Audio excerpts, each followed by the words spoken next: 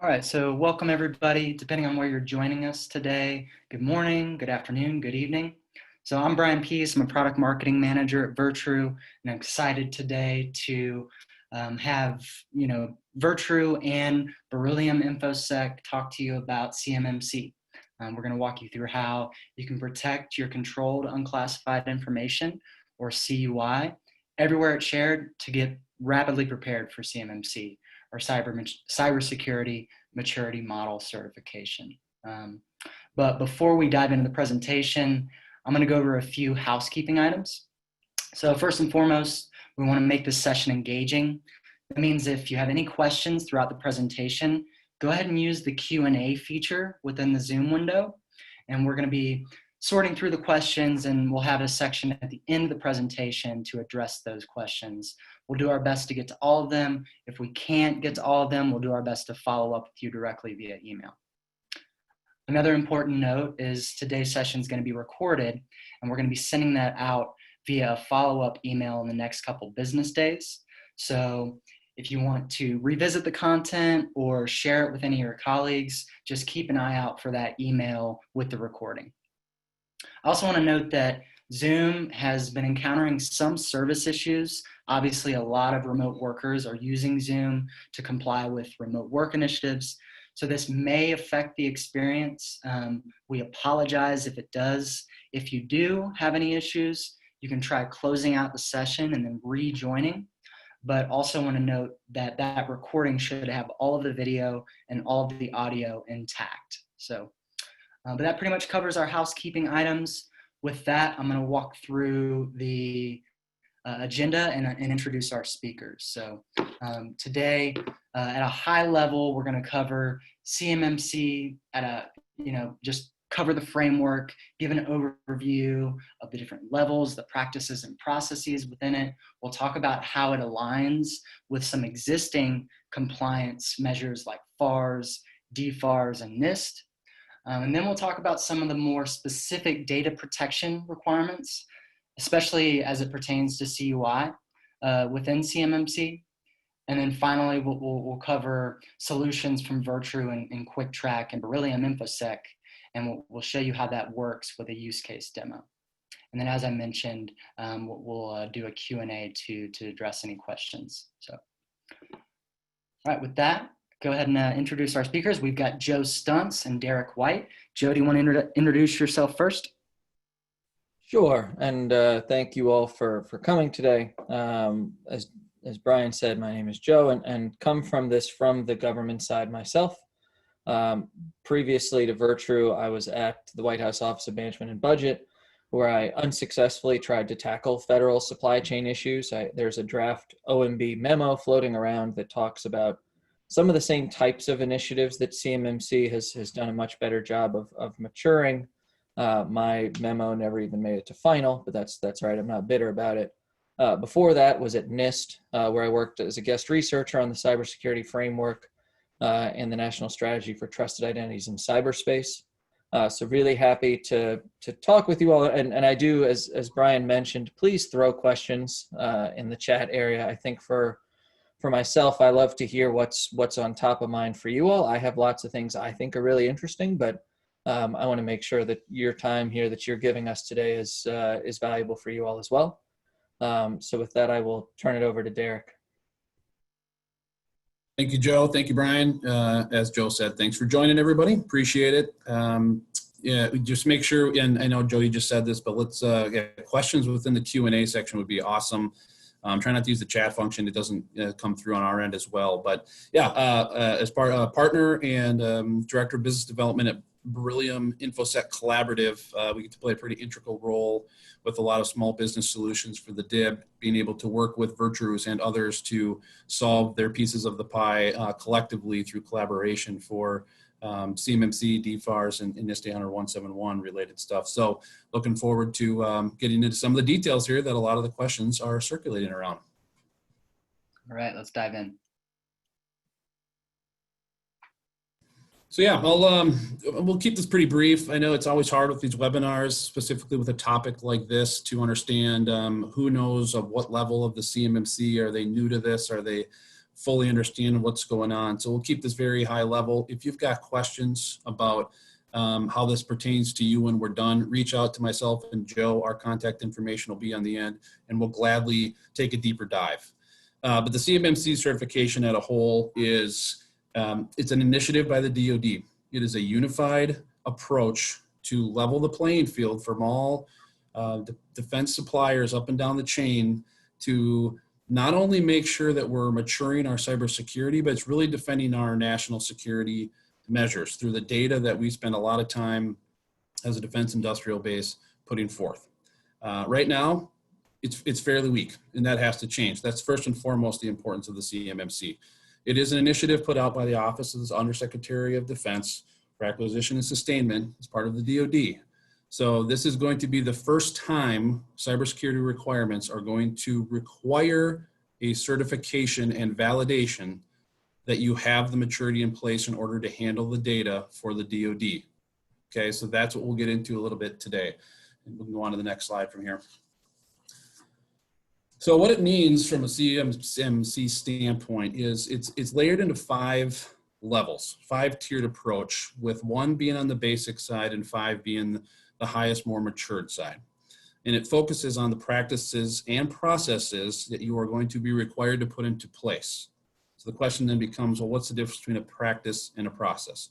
Practices are things that you do, things that you put into place, technology, some other areas of protecting information with capabilities. But then really where your maturity comes into play, which is a very key word of CMMC, is the process. How are you doing that? Are you putting procedures in place so that you can showcase that you have something in place, but also that you're following it and planning accordingly to keep it there? That's where maturity comes into play, and they use the word hygiene a lot. If you have basic level hygiene, you're not going to be allowed to handle higher level data from the DoD.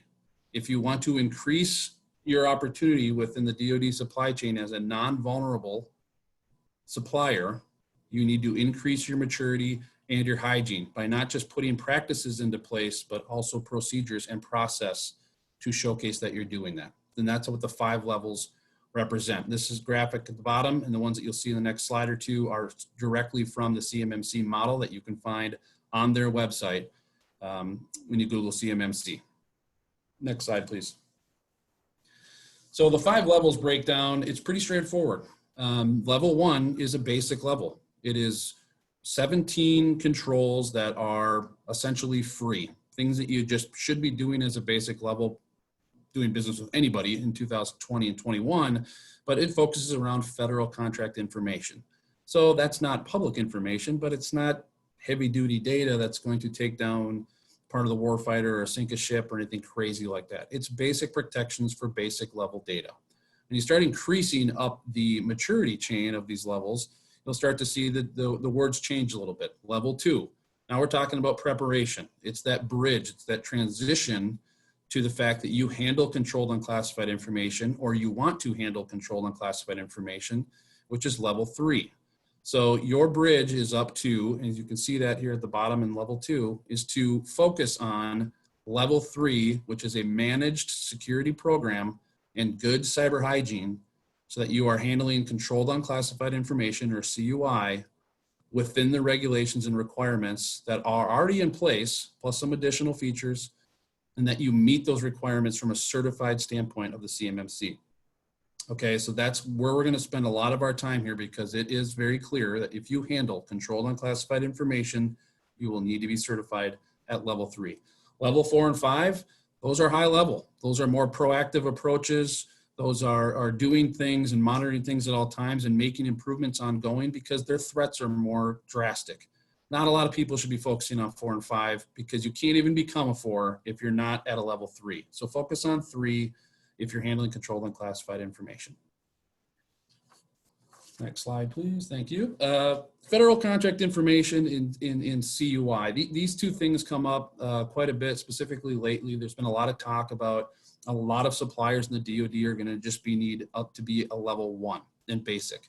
That's true from a overall standpoint, because a lot of companies handle federal contract information, which is basically the information about your contract, but it's not really the work or what then deems controlled information, which is controlled unclassified information in this case, that then can be piled together and used against us. So it becomes more sensitive data when it becomes controlled unclassified information.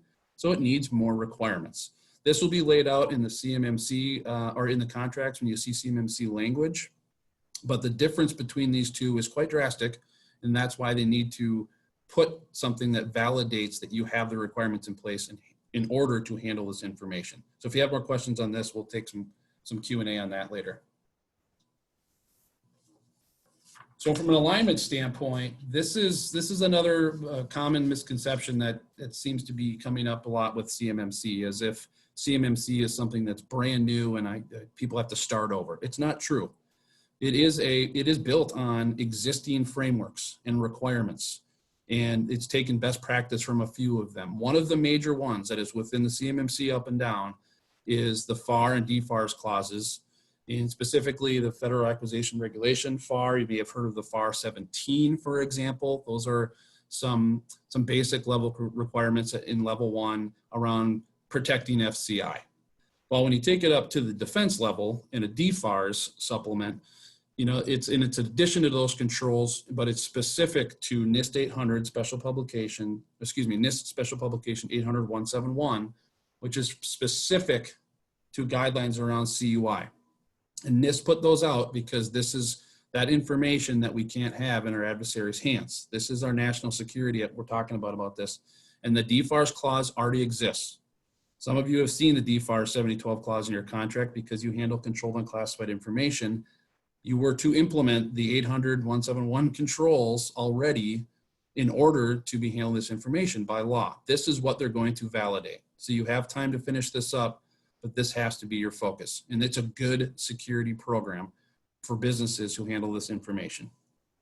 So level 3, for example, is going to be all of NIST 800-171 plus an additional 20 requirements on top of that. But really the meat and potatoes of this is around that 800-171 control set. So as we go to the timeline, this is another, it's not, everything's definitive yet here. There's a lot of moving parts still, but the CMMC team in the CMMC accreditation body called the CMMC AB have done a fairly good job of rolling this program out, getting feedback from industry, making adjustments to some initial parameters on how this is going to look. Everything from what the framework looks like now down to how are the audits going to look like? How is that going to impact a small business or a medium-sized business? And how are we going to go through the 350,000 contractors over a period of time? So as more information comes out, again, we highly recommend that you get information from the CMMC AB website, which is cmmcab.org. Any information that's public and accurate is going to be on that website. So as you look at the timelines currently, the plan is still to have roughly 10 RFIs and contracts go through the CMMC process as kind of like a pilot program, if you will, this fall.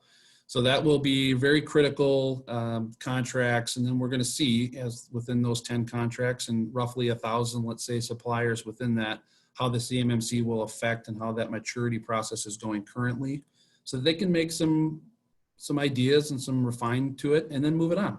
And then by next year, hopefully the goal, as you can see, is by the end of 2021, we're talking more along the lines of 100 RFPs. So now we're talking 10, 20,000 suppliers, and this is new business. So this isn't current existing contracts. This is new business for the DoD. And if you want that new business, your expectations are going to be you have to have your CMMC certification in place in order to be awarded that business. And hopefully by 2026, all of the DoDs people are doing work with the DoD are going to have their CMMC certifications in place.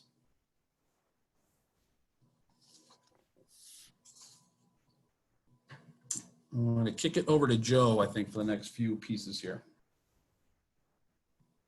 Yeah, so I think what I'm hoping to do today is not, I'm always happy to talk about Virtru and all the good things we do, but I am going to, keep it pretty focused on sort of the current initiatives that we are seeing and that we are hearing from our customers and from folks that we are talking to, both inside of government and out. so I think for, again, depending on your previous or your level of awareness on the current topic, I am going to keep it relatively high level, but if there are questions around specific controls and specific requirements, throw them in, and I'm more than happy to talk about where we fit in the world, and possibly just as important, where we don't, because I think that you all probably know better than I do at this point that there are, CMMC and 800-171. There's a lot of people that are doing bits and pieces of it. Some may be doing more than others. Some may be claiming to do more than others. I think it's important to understand, regardless of who you're talking with, where they fit in the world. So the way we look at it is really around, there are 17 domains. As Derek went into, these are all based on existing things for the most part, especially NIST 800-171. In general, 6 domains are, I'm not going to say more important. To someone who worked at NIST, I would never ever say a part of a standard is more important than another part of a standard. But there are 6 domains that do account for the majority of the requirements. Access control, and they're highlighted on the screen there, but access control, audit and accountability, incident response, risk management, system and communication protection, and system and information integrity. I think that this is, if you are just getting started, I think this is helpful, or I hope this is helpful in order to prioritize sort of where you spend your time. If you've been doing this for a while, or you've been in the supply chain for a while, you may have specific gaps in particular areas. And so, like I said, happy to go into more detail on individual situations or on individual questions. But we'll go one level deeper here. So on this next one, sort of the way we look at the world is really, Virtru is level 3 focused. I think Derek did a good job of explaining where level 3 fits in the world, why level 3 is what we think, and what I think personally, why level 3 is so important to get right. My assumption is that the majority of organizations that do work related to IT and deal with data more than just sort of invoices and contract information, level 3 is going to become the standard pretty quickly. I never give timelines, but I think in general, level 3 is a really nice place to target, work your way up to it, and then in very, very few circumstances, you'll have to go above that. So for us, the way we think about this, there's a couple areas that we think are important, obviously slightly biased based on what we do and how we operate. But we, as the slide shows, we really want to control access, right? There is a full domain called access control, but in general, being able to control access to that data, but not just sort of at a point in time, but throughout the process. And we'll go into how Virtru does this. There are other organizations that have capabilities that do similar or accomplish similar goals. And also that auditability, right? So audit is another domain, but it's really critical, because if there's, because this involves third parties, and because this involves requirements where you may have to share some of that audit data depending on the contract, having an easy way to audit access is really important. So, I think for us, I have highlighted a couple of these. These are by, not intended to be, the only by any stretch that you need to think about, but I did want to highlight a few. Obviously encryption. So Virtru, as a data protection company, really focuses on encryption and key management, and then attribute-based access control. But even if we're not talking Virtru, encrypting CUI on mobile devices and mobile computing platforms, that is really important. There may be circumstances where you may not have, physical control of that device. May be harder to do in remote work environments. You may have less control over that device or that mobile computing platform than you would otherwise. But if you have done, if you have worked with the organization and the individuals to encrypt that data, you retain control, and therefore can justify and can talk to auditors, and can talk to compliance, and can talk to certification related to this data, even when it's on sort of outside the boundary, outside the perimeter in a traditional sense. Related to this, as I mentioned, the audit and accountability, being able to, in an event an event, so we talked about the alignment with DFARS. This is sort of right in that same vein, where if there's an incident, you need to be able to enable forensic investigation, and that really comes to being able to have detailed audit logs that will allow for sort of the identification and as you see there, investigation, monitoring, analysis, and reporting.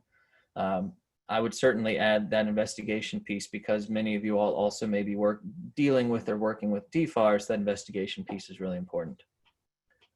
Next slide, please. We will pick another one that is, again, what we focus on here at Virtru, protecting the confidentiality of CUI stored and shared within systems and media.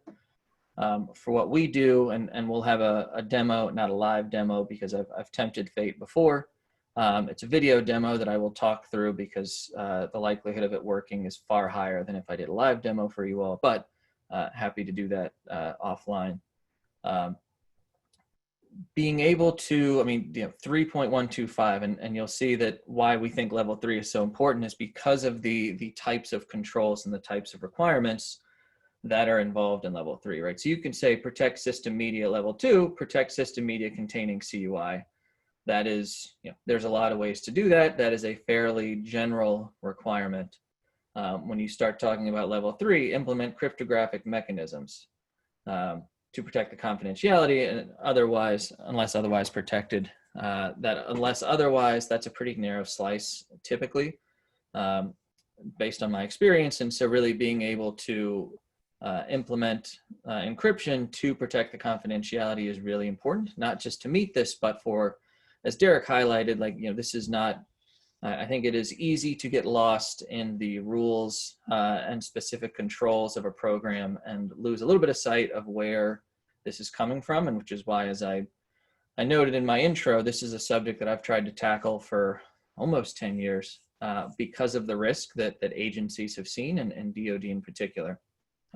So in general, that's what I try and remind myself when I get into some of the details of compliance programs, but there's a reason that these controls are in place, and it's to mitigate risk if at all possible.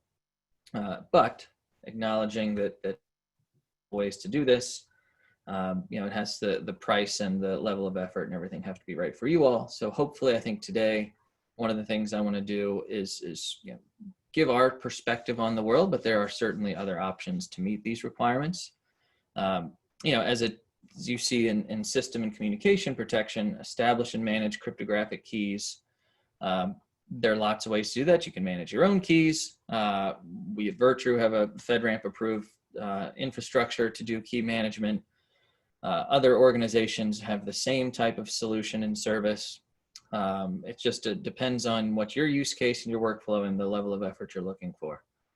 And then finally, I think the one I will highlight there 3.219, email forgery protections, right? So this is going to be interesting in terms of the level of detail they're looking for, the type of protections they're looking for. Obviously, we don't have some of that information detail yet, but it's something that we at Virtru have done for 5,500 customers, including almost all commercial, but including 5 federal agencies that are using us for various data protection initiatives, including the DoD.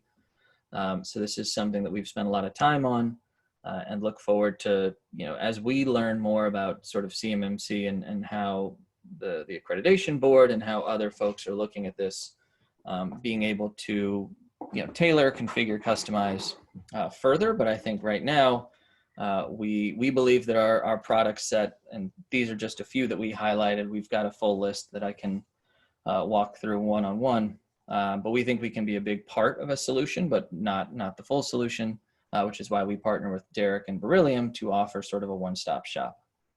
And next slide. So now we're going to get into slightly more Virtru specific stuff, but it ties back to those requirements, which is why I wanted to spend a little bit of time going through those. One of the risks we see, both as a contractor and as a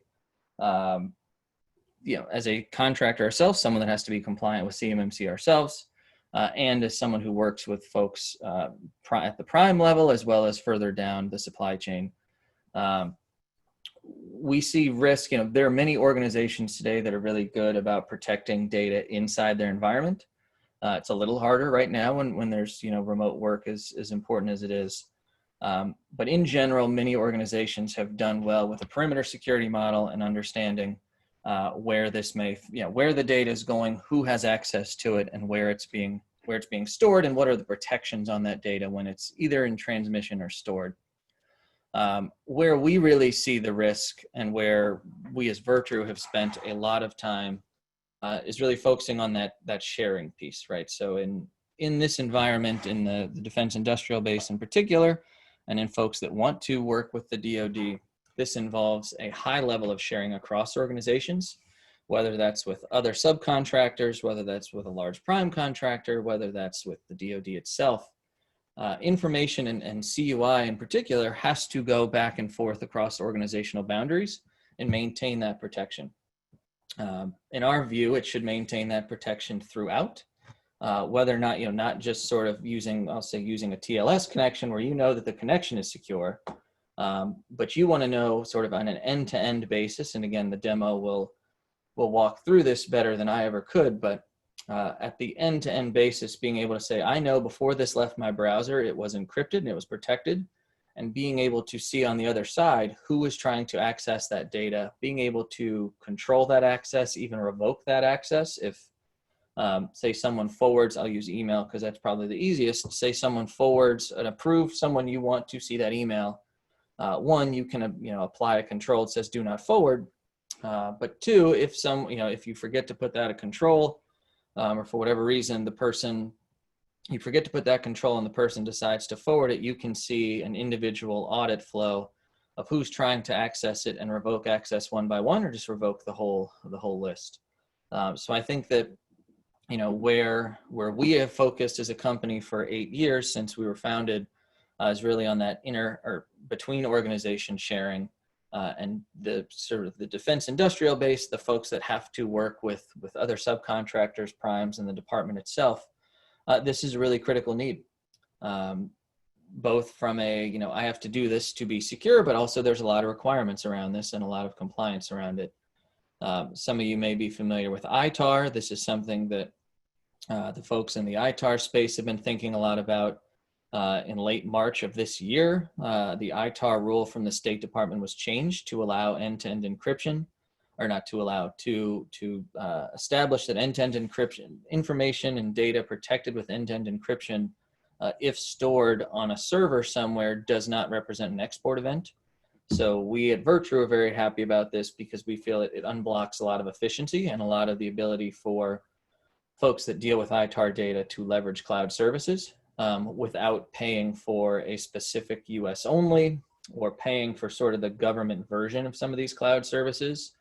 And so with ITAR making that adjustment, and again, trying to make sure that we as Virtru and in general, I assume the DoD, just from talking with them quite a bit behind the scenes, not just trying to leverage as many requirements as possible, but if you have to meet ITAR and you have to meet DFARS and you have to meet CMMC, how are the ways where you can use one control, use one technology, and meet all of them simultaneously?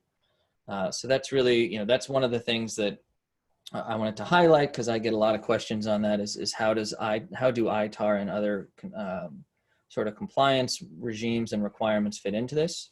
And so that's something, happy to go into detail on depending on your individual workflow and use case. But I also see that we've got some Q&A lined up. So Brian, which one do you want to tackle first? Let's actually hold until the end of the presentation. We'll go through all the questions and answers. Right. All right. You can be mad at Brian, everyone. I tried. We'll get to the good stuff at the end. Save the best for last. No, and I think that's important, because I think the demo will give you an idea of one, where Virtru fits among all the things you're thinking about and that you may have a prioritized list about. Two, where we don't solve a need, and if you're looking for a particular area, where Beryllium fits in and the type of solutions that they've brought together for Quick Track. So I think the demo, I think Brian is right, as usual. The demo is important before we dive into specifics, but I am going to, keep my rants as short as possible to allow time for Q&A. All right, great. So Derek, you want to talk a little bit about Beryllium and QuickTrack? Yeah, thank you. And Joe, thank you for diving in. This is, I think you said it really well. This is a very important portion of the pie. When sending CUI to somebody, it better end up in the right hands, and it also, should have parameters around protecting that information. I think anybody that's a small business or has spent a lot of time in the DoD has been told, just go ahead and send it because I just need it. Well, those days have to end. So thank you for breaking some of that down. So yeah, so you'll see this little graphic here. The QuickTrack solution is a collaborative approach that Beryllium and our partners have put together.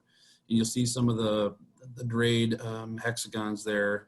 We are going to see a little bit of a theme here for the next 3 Wednesdays, starting with today, going around the different pieces of the pie of NIST 171 and eventually CMMC. So today it's Virtru, and then we're going to move on to some of our other key collaborators. And they're in the solution because they solve a very specific, difficult need, but they're really practical for small businesses. Usability, everything up and down that every small to medium-sized business needs to have in order to be successful with some sort of a technology or cybersecurity requirement. So you can see the list of features that are within it. It's a secure virtual environment. So anybody that's used a remote desktop or VPNs into their own network, it's the same thing, except it's into a separate network that houses and stores, transmits and processes your CUI. So that's a very important thing. If you think of the military mindset of controlling information, less people touching it, less people sending it, less people aware of it, much easier to protect, right? So that's the goal with what the DFARS clause represents. What the CMMC is trying to do is don't have our CUI, for example, mixed in with HIPAA data or mixed in with regular information about your business. That's where it gets lost. That's where it gets stolen. That's drippage. You hear that term sometimes. What we did with QuickTrack is we took industry leaders who solved their piece of the puzzle and put it together into one practical, secure, and affordable solution for small businesses. And we'll continue to talk about QuickTrack on our future webinars. Today is very much about Virtru and this encryption side of protecting the information. This demo is important, but please start thinking about ways that you can get these controls into place and implemented. And we'd love to help you if you're having those challenges.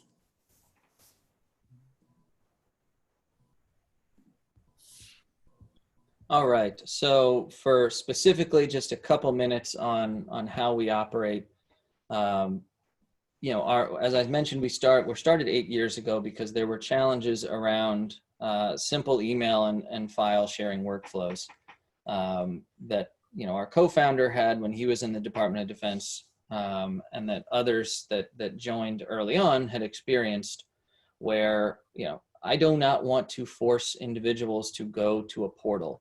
Right? I don't want individuals to have a separate username and password. People have too many usernames and passwords already.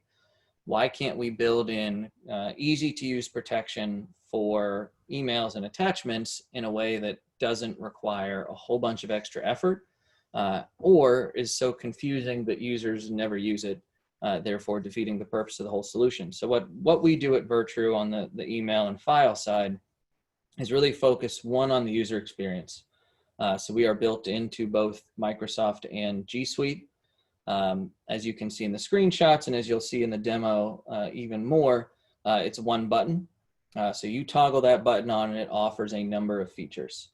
Everything from, you can set expiration dates, you can disable forwarding, you can add watermarking with the recipient's identity. You can add what we call persistent protection, where even if that attachment is downloaded, it's downloaded in a protected wrapper, where that individual always has to come back to the Virtru key server to get access to that content. We also have Google Drive and a number of other integrations around making sure that the data stays protected wherever it goes. I think that we are, as you can see that the options there on the right.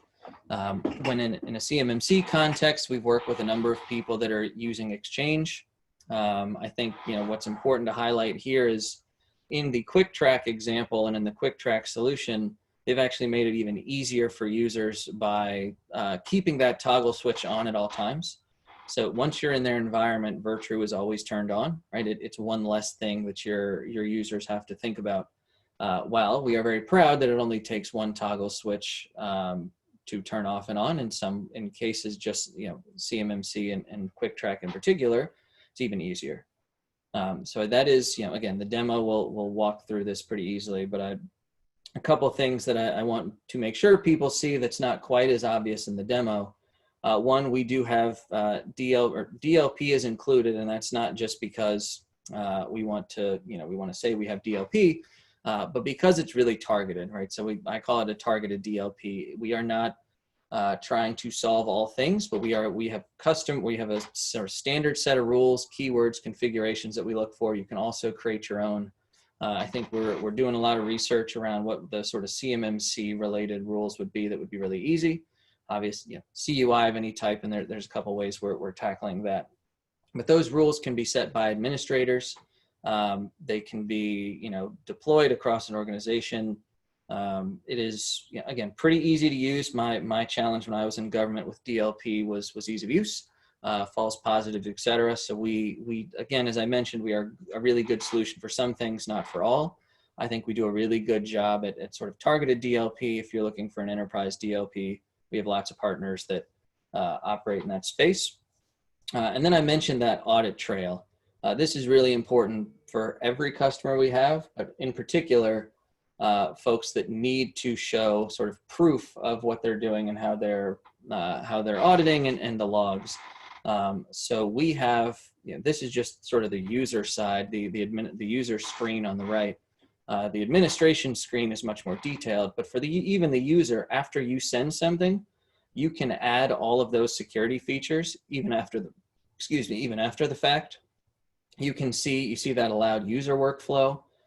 You can go in, as this screen perfectly shows, just one user has been revoked, right? Everyone else still has access to the content because they are authorized users, approved users, but that third user there has been revoked. And then if you decide, I clicked I sent the wrong attachment, I did not do, I sent it to the wrong people, right attachment, wrong people, you can click that big red button right there and that will revoke everyone's access.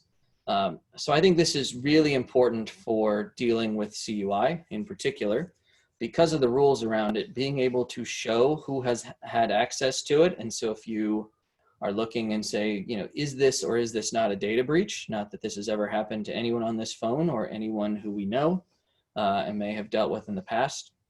Being able to say this data was sent via email, but it was never accessed by the individual, and we have cryptographic proof of this, that has gone really far in investigations that we've been a part of, that I've been a part of, conversations that I've had with investigators. We have cryptographic proof. No one ever accessed the decryption key. So while that data was sent via email, it was never accessed. Therefore, it was not a data breach. So that audit trail and audit screen, really important and really critical actually for CUI. And now we're going to get to what I think most of you have been waiting for. So in this situation, what you're going to see, and it's not very long, so don't worry, is a subcontractor who is collaborating with a prime contractor and sharing CUI via email as well as an attachment. Virtru, just for everyone's awareness, encrypts each attachment with a different set of keys, each email with a different set of keys. This is, for a whole bunch of reasons that I'm happy to go into detail on separately offline. The subcontractor is in the Outlook desktop. It has Virtru installed. As you can see, that top left Virtru on button, that will be turned on in the QuickTrack solution. If anyone's just using Virtru, it'll be a one switch toggle. So then the prime contractor, as the message encrypts, I think Brian is teeing it up there so it gets sent. The message encrypts and the attachment containing CUI, the product specs, all that fun stuff gets applied. The protection gets applied. Now, so what you're seeing here, to move a little bit forward, the prime contractor is in O365 and Outlook Online, but doesn't have Virtru installed, sadly for this individual. The inbox shows a protected message. It has a personalized introduction. and simply clicks unlock message. And this is where I am particularly proud of the work that the Virtru team has done. There is no new account provided, no new account required, excuse me. We just use your existing email account through leveraging open standards like SAML and OAuth and OpenID Connect to federate with identity solutions. This is our secure reader. This opens up on your browser. Virtru never sees the content. Microsoft never sees the content, the decrypted content. We never have access to the content. One of the best parts of this is that the individual can respond in secure reader, right? So this is not, they don't have to download any Virtru software. They don't have to do anything other than reply to the email in the secure reader window. It's end-to-end encrypted. And the CUI involved stays protected throughout.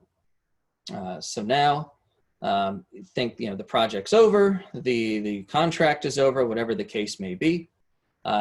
You might think, well, could I go in and revoke access to that? The contract's over, they don't need it anymore. So I think what we see a lot of is either you can set an expiration date, or you can go in as the original sender. And you can find the message in your folder. In this case, it's particularly easy. Usually people have more than one message. And you can click revoke. And so that way, even if the prime contractor wants to go back and see it, they would have to come back to the subcontractor for access. So I think that is a quick demo, obviously, but I think that hopefully you all have a sense that there's the proof that the prime contractor doesn't have access to it. Now, we do not reach into someone's inbox. We don't ever see the email itself. All we're doing is managing release of the decryption keys, which is how we can do all of this in a private by design way. Because we never see the content, we don't particularly care what the content is. We just care about who's accessing the keys. So acknowledging that short and sweet demo, happy to go into more detail separately. But to sort of wrap it up here, our focus, as we just showed through that email workflow, is really protection of CUI from unauthorized access through encryption and key management. This allows for easier workflows, especially sharing externally. Now, we do have insider threat workflows that people have used us for, depending on the sensitivity of the contract and the sensitivity of the information you're working on. We have a lot of value for internal to internal sharing. But most of the discussions I have are around, I want to share sensitive information with another organization, and then I want to make sure that only the individuals that I want to have access to it, and that I retain that control. And that's something that we work on every day. Awesome. All right, so thanks so much, Derek, Joe, great stuff. We did get some really good questions, so thanks to the audience for submitting those and for waiting patiently to get to those here at the end. So a couple of good ones. Some are really focusing on the certification process and the audits themselves. So kind of two questions that are related. One is, what is the audit process actually going to look like? And then the related question, which entities are actually going to be doing the certifications for CMMC? Well, yeah, I'll take this one. Thanks for that question. And it is a very needed answer. Unfortunately, the full process is not available yet. I think we're close based on some of the releases they've done recently. So the third-party assessors have not been trained and or named. So if anybody says they are one and that they can certify you as a CMMC level X, not somebody you should probably be talking to from a trustworthy standpoint. So the audit, that process is coming. It looks like it'll be regionalized, and assessors are able to apply to become that and get trained and go through kind of a pilot program on that. So really important question, because obviously your moment in time and where you are today is key to success here, so that you can make the correct implementations and improvements to then be successful within the CMMC. When it comes to what the audits will look like, that's another thing we don't know fully yet, but if you are familiar with NIST 800-171A, or if you're not, I would highly suggest looking into that. It's in DIBCAC audits or another, it sounds like ways they might frame some of these assessments up, but it comes down to being able to provide proof. So there might be, let's say within NIST 800-171, 110 requirements, but there's 320 different things that you have to then pass in an audit, which is just like Joe was highlighting really well, the procedural and maturity process around what you have in place. So that at the end of the day, the certifications are audits, right? And to pass an audit, you can do what you want at the end of the day, as long as it meets the requirements and you can prove that you're doing it. We will highlight all the time that level 3 is a managed security program. So that means that you don't just plug stuff in, right, and have it, hey, we've got this thing. That's not what they're looking for anymore. You could self-attest that way under the DFARS rule, and still can today technically, but CMMC is going to be about having it in place, keeping it there so this data doesn't end up in the wrong hands, and that you have the right visibility and process and maturity in place to keep your program moving forward and maturing as threats and other requirements come out in the future. So I know it's a long answer, but Joe, if you've got something to shine some light on that, your background's obviously very important with a lot of this stuff too, but that's the synopsis of where things are at today. Yeah, no, that was an excellent answer, and I think that we've got lots of other stuff to tackle. But again, our email addresses are up there, so feel free to throw the hard questions at us. All right. Good stuff, guys. So next question is it gets at CUI. So we're having difficulties defining CUI in our environment. Do you have any suggestions or guidance on that? Yeah, I saw this would come across too, and it looks like they're looking at a DIBCAC audit, for example. And yes, the CUI conundrum is not necessarily black and white. And that we hope to see some updates here as well. They plan to, I think, help identify CUI better through some releases that they're going to come out with. But a data flow analysis, if you're unsure of what is CUI, what isn't, or maybe look at it more as, is this information I want my competitors to have, or I want my grandpa to have, or do I want China to? I mean, if it's information you don't want someone else to have and it's coming specific to your Department of Defense contract, you should treat that as CUI. And that is going to put you ahead of your peers when it comes to a maturity process in your cybersecurity requirements. So having a subject matter expert work with you on those data flows so that you can put the right parameters around where that data is, who's touching it, who shouldn't be touching it, et cetera, is a very key suggestion from our end. I don't know, Joe, if you have a different opinion on that, but that's where we would advise, because a DIBCAC audit is a big deal. It's really good for your organization to know where you are as well, but that's one of the recommendations that I would give. Great. All right. One question that's specific to QuickTrack and Virtru. So is QuickTrack and Virtru's email protection an alternative to the Microsoft GCC High, or does Virtru and QuickTrack work within a GCC High account environment? And I can answer this one. So it is an alternative. So with Virtru and QuickTrack, we wanted to provide an alternative to the more complex and frankly costly GCC High environments from Microsoft. So while we can work within that environment, you don't need to have GCC High for Virtru to operate and QuickTrack to operate. Yeah. So, and I'll jump in real quick on that. So the QuickTrack solution is a virtual environment. So anything that is installed or that is being used from a requirement standpoint, technology or non-technology, but specifically around the technology, it is not a GCC High involvement. So it is a separate virtual instance, and therefore your email and Virtru and all the other pieces that are within the environment are totally separate. All right.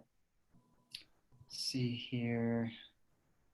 And then kind of related to that is QuickTrack, is that a 24/7 SOC service? So Yeah. some good clarification here. Go for Yep, it. no, that's a great question. That's the Security Operations Center, or SOC, conversation comes up all the time within cybersecurity requirements, all the way around. So within I'll answer just for the QuickTrack side. Level 4 requirements is where the Security Operations Center capabilities come into play from a 24/7 response side. That is not what QuickTrack was built to do. QuickTrack is a CMMC level 3 maturity. That's what it's built for. It's built off the specs of NIST 800-171 and the requirements within that, with those additional enhancements of CMMC as they're finalized. But the 24/7 SOC isn't really a requirement at a level 3 standpoint, as the current model of CMMC is laid out. We have capabilities to do that for our clients. It's just not within the requirements of what QuickTrack meets. Great. All right. Had another question that kind of, I guess, got to the relationship between end-to-end encryption and whether or not you can have end-to-end encryption basically meet the requirements for FedRAMP cloud containers. So Joe, do you want to take a stab at that one? Yeah, this is one of my favorite subjects. I'm going to give you as much information as I can, but I will. So we are working with a number of organizations. So we are FedRAMP moderate today. We believe that if, and as the ITAR rule shows, that if data is end-to-end encrypted, it should be able to be stored in environments where by themselves may not be compliant with storing ITAR data. We've done this for a number of states, state governments trying to deal with criminal justice data in cloud environments and in productivity solutions that are not certified for criminal justice data, but by using Virtru encryption and our data protection solution, they can store that data in environments that are not certified for that. So that is the positive. On the negative side, we remain talking to, or we continue to talk to folks both at GSA, NIST, my old home, and some of the other policy shops around, if you're protecting the data, you want to talk zero trust, lots of fun there. If you're protecting the data itself, then certification of the environment should be irrelevant. That is, I think that is where we will get to. I am certainly not optimistic that that's going to happen soon. We are talking with the FedRAMP team about that, to be honest, but I cannot tell you today that that's going to happen, and I can't tell you that it's going to happen soon. I do think on the positive, to go back to being positive here before I stop the rant, we are getting a lot more acknowledgement that, yeah, if the data is protected in ways that have been certified and you're meeting FIPS 140-2 and your infrastructure, your key management's FedRAMP approved, we are seeing that agencies are accepting that. I would not be able to answer that question that FedRAMP cloud containers are not required just yet, although I hope that's a yes soon. All right, great. Thanks for the insight there, Joe. So I think the last one we'll wrap up on here is kind of particular to Virtru and outgoing email. So what's the standard practice for outgoing email and using policies to protect that? So typically, like Joe mentioned right before the demo, and within the QuickTrack environment, Virtru is on by default for all emails. So Virtru, obviously the end user has the discretion to toggle Virtru off, but by default, the protection is there. And then also related to what Joe talked about on the email data loss prevention, or DLP rules. You can use those DLP rules to essentially set policies around protecting outgoing email. And sometimes organizations will do that basically by using a keyword in the subject line. So it could be just if CUI or if controlled, or some keyword is in the subject line, it'll trigger that email protection. So it's kind of a balance between giving the end users a very easy path to protecting the data with that seamless user experience, but then also supplementing that with administrative defined controls for policies to protect the CUI.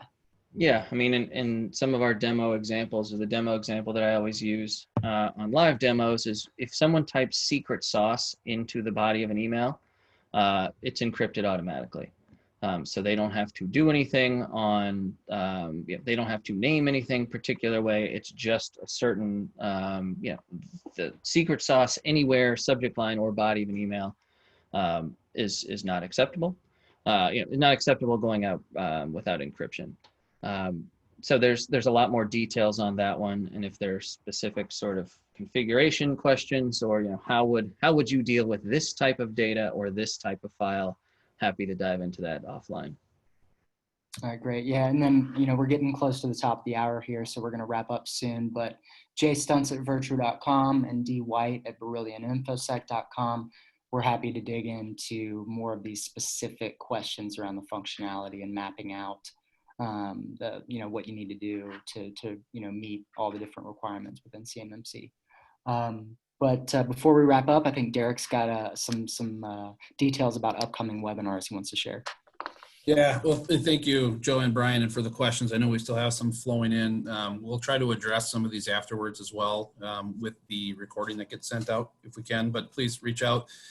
Yeah, this is kind of the first of a series of 4 webinars that we're going to do on the following Wednesdays. And as you can see, this is very technical, very specific to the portion that Virtru that meets. So it's something that you might want to implement yourself. It might be something that you're interested in the quick track solution, etc. I highly recommend and encourage you to register for the upcoming webinars. We're going to talk about things like SIEM solutions. So the SIEM solution, which is security information and event management, for those that aren't familiar, is the next up. It's really the monitoring of your network and your data, and that's important stuff. If something happens, are you able to respond to it, et cetera, et cetera. And then we'll move our way down multi-factor authentication and storage and encryption at rest, all that kind of stuff later. So again, thank you everybody for coming. I just wanted to jump in and say we've got more webinars coming, and we'd love to take more questions on this stuff. And again, these are great questions, and thanks Joe and Brian for handling some of those answers.